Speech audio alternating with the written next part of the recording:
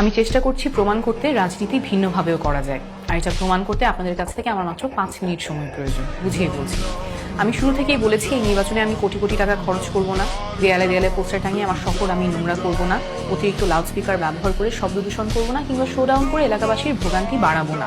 কারণ এই কাজগুলো আসলে সাধারণ জনগণের সেবার জন্য করা হয় না, বরং এই কাজগুলো সাধারণ জনগণের উপরে নিজের ক্ষমতার দাপট দেখানোর জন্য করা হয়।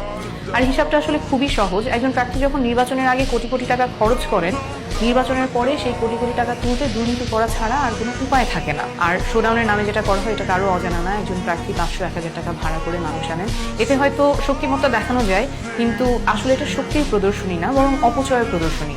কারণ মাত্র কয়েক ঘন্টার শোডাউনের জন্য যখন কোটি টাকা খরচ করা হয়, সেই কোটি টাকা তুলতে আবার সাধারণ জনগণের উপরেই দুর্নীতির বোঝা চাপানো হয়।